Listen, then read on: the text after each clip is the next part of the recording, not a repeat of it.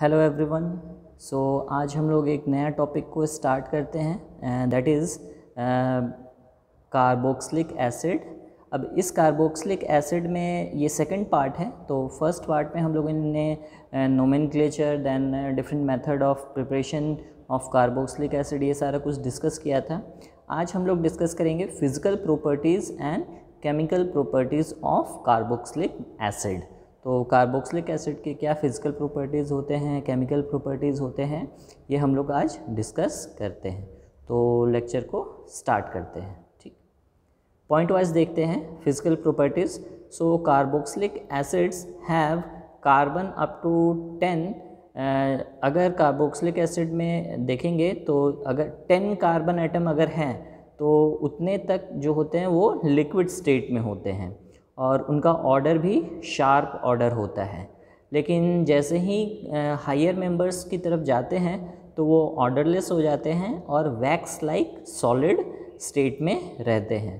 तो up to 10 carbon atom तक, तो लोअर जो मेंबर्स होते हैं कार्बोक्सिलिक एसिड के, अप टू 10 कार्बन एटम, वो लिक्विड स्टेट में रहेंगे और उनका एक स्ट्रॉन्ग ऑर्डर भी रहता है। और जैसे ही 10 से 11 कार्बन एटम से हायर की तरफ जाते हैं तो फिर उनका जो ऑर्डर है वो चला जाता है, ऑर्डरलेस हो जाते हैं और वैक्स लाइक सॉलिड के फॉर्म में, स्टेट फॉर्म में, फिजिकल स्टेट में रहते हैं वो। ठीक है। Carboxylic acids have high boiling point. तो कार्बोक्सिलिक एसिड का बॉइलिंग पॉइंट जो होता है बहुत हाई होता है और जैसे जैसे मॉलिक्यूलर वेट बढ़ाएंगे वैसे वैसे उनका बॉइलिंग पॉइंट और बढ़ता जाता है। अब इसका रीज़न है, रीज़न ये है कि जो कार्बोक्सिलिक एसिड्स होते हैं उसमें जो OH ग्रुप प्रेजेंट होता है that is capable of forming hydrogen bonds. तो वो स्ट्रॉन्ग हाइड्रोजन बॉन्ड्स बनाते हैं जिसकी वजह से उनका बॉइलिंग पॉइंट हाई होता है। और कार्बोक्सिलिक एसिड जब देखेंगे तो एक साइक्लिक डाइमर के फॉर्म में रहते हैं। ये देखिए, ये साइक्लिक डाइमर के फॉर्म में रहते हैं और दो हाइड्रोजन बॉन्ड, एक हाइड्रोजन बॉन्ड यहाँ और एक हाइड्रोजन बॉन्ड यहाँ, इस तरीके से जैसे दो मॉलिक्यूल ऑफ कार्बोक्सिलिक एसिड है तो वो दो हाइड्रोजन बॉन्ड से कनेक्टेड हैं। तो इसलिए यहाँ जैसे जनरली 1 होना चाहिए था तो वहाँ पर 2 हो गए और ये साइक्लिक एक डाइमर फॉर्म में आते हैं, इसलिए भी इनका बॉइलिंग पॉइंट बहुत हाई होता है as compare to other compounds having same number of similar molecular weight. तो इसलिए इनका जो बॉइलिंग पॉइंट होता है वो ज़्यादा होता है। ठीक है। Next, even members of family have higher melting point than odd members. तो इवन मेंबर्स का जो मेल्टिंग पॉइंट होता है वो ज़्यादा होता है as compare to odd members. अब ऐसा क्यों होता है? ऐसा इसलिए होता है कि इवन मेंबर्स में आप ध्यान देंगे तो इनका जो स्ट्रक्चर है उसमें जो टर्मिनल मिथाइल ग्रुप होगा वो और जो टर्मिनल COH ग्रुप होगा ये दोनों अपोजिट साइड में रहेंगे। ये COH अगर इधर है तो टर्मिनल मिथाइल ग्रुप जो होगा वो इधर होगा। ठीक है। इसलिए जो इनका क्रिस्टल स्ट्रक्चर होता है तो वो बहुत कॉम्पैक्ट होता है जिसकी वजह से इनका मेल्टिंग पॉइंट जो होता है वो हाई होता है। और ऑड के केस में ऐसा नहीं होता है। ऑड नंबर अगर कार्बन एटम का है तो वहाँ पे COH और टर्मिनल जो कार्बन है वो दोनों एक ही साइड पे होंगे, जिसकी वजह से जब ये क्रिस्टल स्ट्रक्चर्स का देखते हैं तो उतना कॉम्पैक्टनेस इसमें नहीं आ पाता है। तो कॉम्पैक्टनेस नहीं आ पाता है जिसकी वजह से जो बॉन्ड्स होते हैं वो उतने स्ट्रॉन्ग नहीं होंगे और इनका मेल्टिंग पॉइंट फिर लो होता है as compare to carboxylic acid with even number of carbon atoms. ठीक। नेक्स्ट पॉइंट है carboxylic acids are completely soluble in water. अब और ये भी है कि जैसे जैसे हाइड्रोकार्बन चेन जो है वो चेन इंक्रीज़ होता जाएगा वैसे वैसे जो सॉल्युबिलिटी है कार्बोक्सिलिक एसिड की वाटर के अंदर वो डिक्रीज़ होती जाती है। ऐसा क्यों होता है? ऐसा इसलिए है, सिंपल है, कि जो सॉल्युबिलिटी आ रहा है that is due to that polar OH group. अब OH ग्रुप जो होता है वो हाइड्रोजन बॉन्ड बनाता है वाटर मॉलिक्यूल के साथ, ऐसा होता है। अब जैसे जैसे आप मॉलिक्यूलर वेट बढ़ाते जाओगे तो जो नॉन पोलर एल्काइल ग्रुप है वो बढ़ता जाएगा। तो नॉन पोलर एल्काइल ग्रुप अगर बढ़ता जाएगा तो जो हाइड्रोजन बॉन्ड बनाने की कैपेसिटी रहेगी कार्बोक्सिलिक एसिड की वाटर मॉलिक्यूल के साथ वो कम होती जाएगी।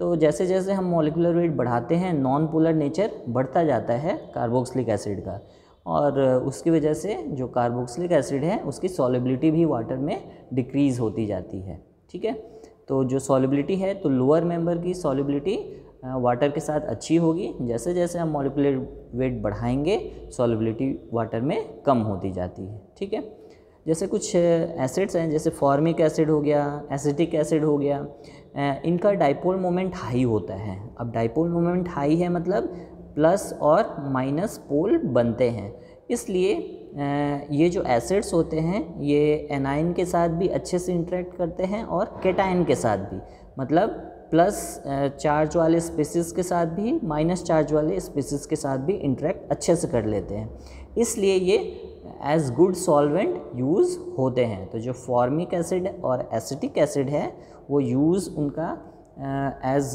सॉल्वेंट बहुत ज़्यादा यूज़ होता है। ठीक है, तो और वो क्यों होता है? Due to high dipole moment of these acids, वो पॉजिटिव एनायन के साथ और कैटायन दोनों के साथ अच्छे से इंटरेक्ट कर पाते हैं। ठीक है, तो ये था फिजिकल प्रॉपर्टी कार्बोक्सिलिक एसिड का।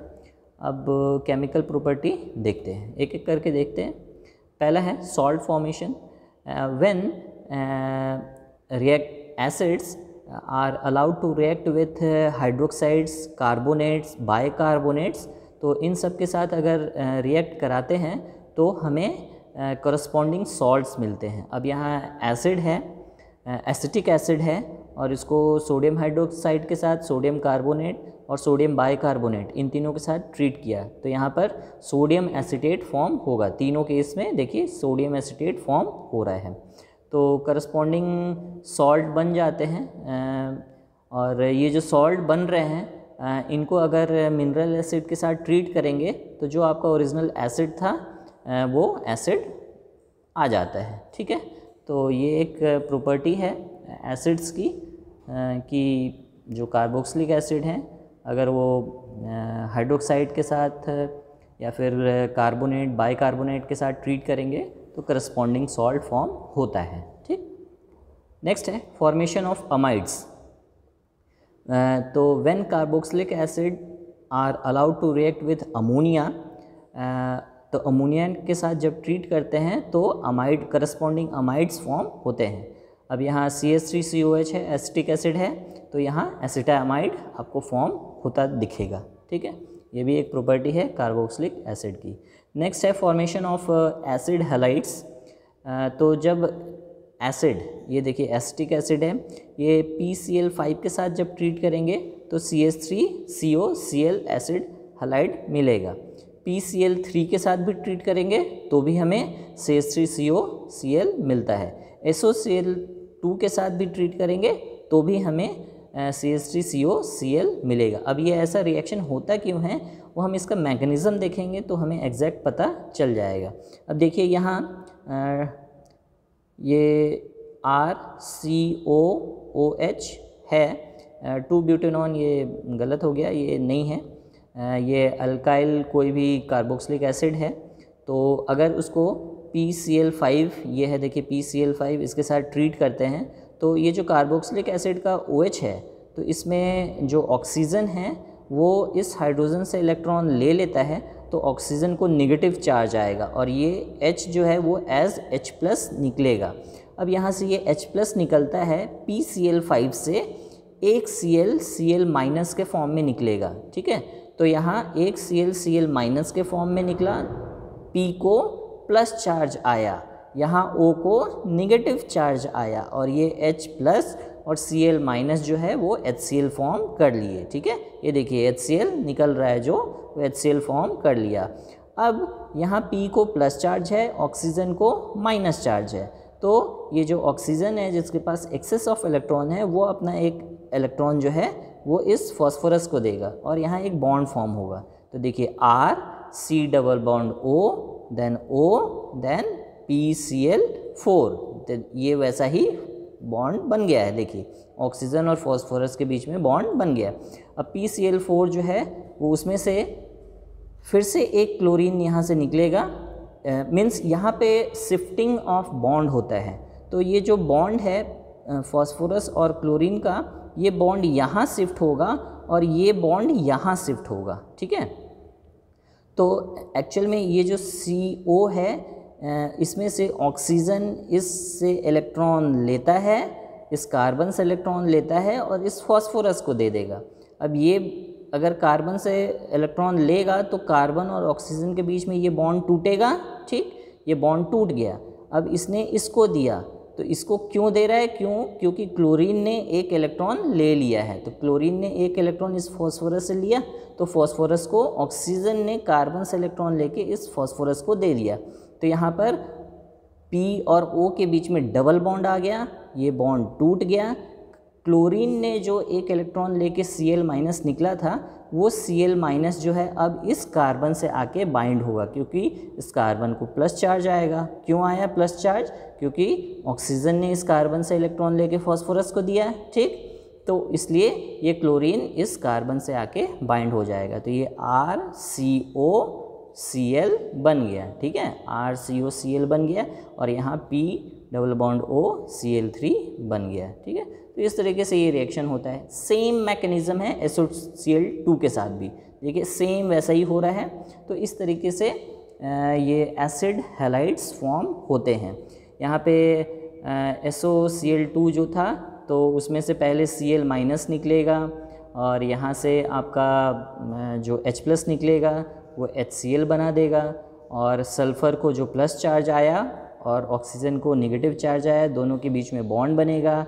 उसके बाद शिफ्टिंग ऑफ बॉन्ड्स होंगे, जो क्लोरीन है वो Cl- के फॉर्म में निकलेगा, तो सल्फ़र को एक इलेक्ट्रॉन की कमी हो जाएगी, तो उसके बाजू में जो ऑक्सीजन है वो कार्बन से इलेक्ट्रॉन लेके सल्फ़र को देगा, तो सल्फ़र और ऑक्सीजन के बीच में डबल बॉन्ड हो गया, ठीक है।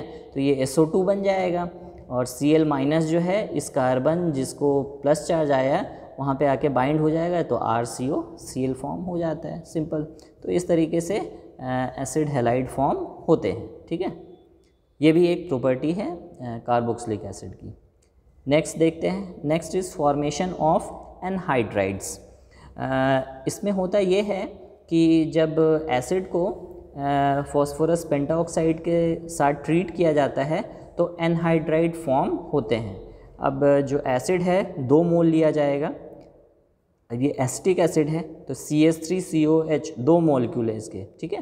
तो CH3COO एक H यहाँ से हटा, फिर दूसरे मॉलिक्यूल का COCH3 आके बाइंड हो जाएगा, तो एक मॉलिक्यूल से H निकला, दूसरे मॉलिक्यूल से OH निकला, वो वाटर मॉलिक्यूल बन के अलग हो गया, तो एनहाइड्राइड आपको फॉर्म हो जाता है। एक और मेथड है, इसमें एसिड RCOH वो ट्रीट होगा किससे, RCOCl से, एसिड हैलाइड के साथ, in presence of pyridine, then also आपको एनहाइड्राइड आपको मिलता है। अब ये कैसे होता है रिएक्शन, इसमें तो सिंपल एक वाटर मॉलिक्यूल बन रहा था, एक से H एक से OH निकला और आपका ये कंबाइन होके एनहाइड्राइड बना दिया। यहाँ पे कैसे होता है, यहाँ पे देखिए, यहाँ पे भी नेम थोड़ा गलत है ये, तो RCOOH है। अब ये RCOCl देखिए, R मीन्स RCOCl है, तो Cl जो है वो Cl- के फॉर्म में पहले निकलेगा, ठीक है। तो Cl- के फॉर्म में निकला तो इस कार्बन को प्लस चार्ज आ गया, ठीक। अब यहाँ जो एसिड है उसमें से H+ निकलेगा, H+ निकलेगा तो ऑक्सीजन को नेगेटिव चार्ज आएगा, तो यहाँ ऑक्सीजन को नेगेटिव चार्ज आया और यहाँ पे कार्बन को पॉजिटिव चार्ज आया, तो ये ऑक्सीजन और ये कार्बन, ये दोनों के बीच में एक बॉन्ड फॉर्म होगा और यहाँ H+ और Cl- एक HCl बना के निकल जाएंगे, ठीक है। तो यहाँ देखिए RCOO देन COR, इस तरीके से यहाँ एनहाइड्राइड फॉर्म हो जाता है, ठीक है। तो ये एक सिंपल मैकेनिज़्म था, इस तरीके से एनहाइड्राइड्स फॉर्म होते हैं। नेक्स्ट है रिडक्शन। रिडक्शन क्या है कि जो एसिड्स हैं उनको अगर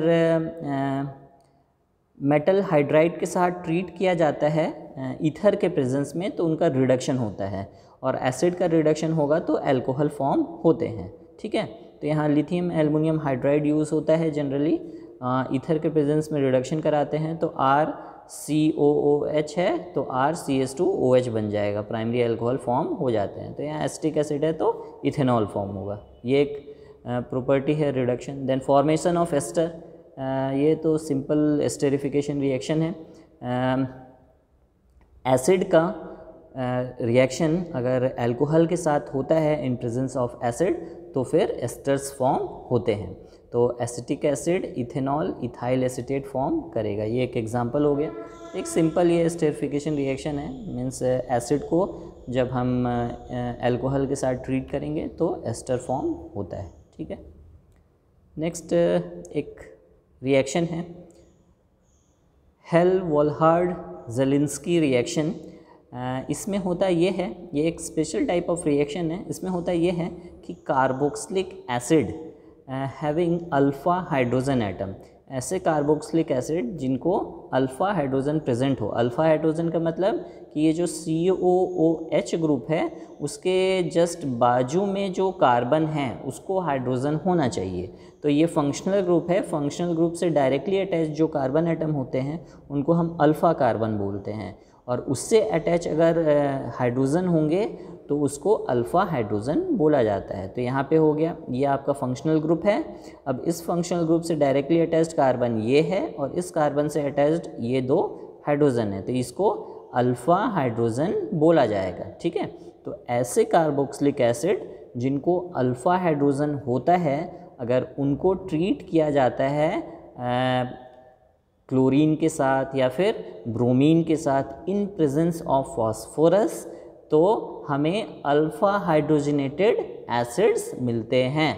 तो यहाँ पर होता क्या है, replacement of alpha hydrogen with जो भी हैलोजन के साथ ट्रीट कर रहे हैं वो होता है। अगर क्लोरीन के साथ हो रहा है तो अल्फ़ा हाइड्रोजन जाएगा, वहाँ पे Cl आएगा। अगर ब्रोमीन के साथ हो रहा है तो अल्फ़ा हाइड्रोजन जाएगा, वहाँ पर ब्रोमीन आ जाएगा। ठीक है, देखिए वैसे ही हो रहा है, यहाँ क्लोरीन था तो RCHClCOOH।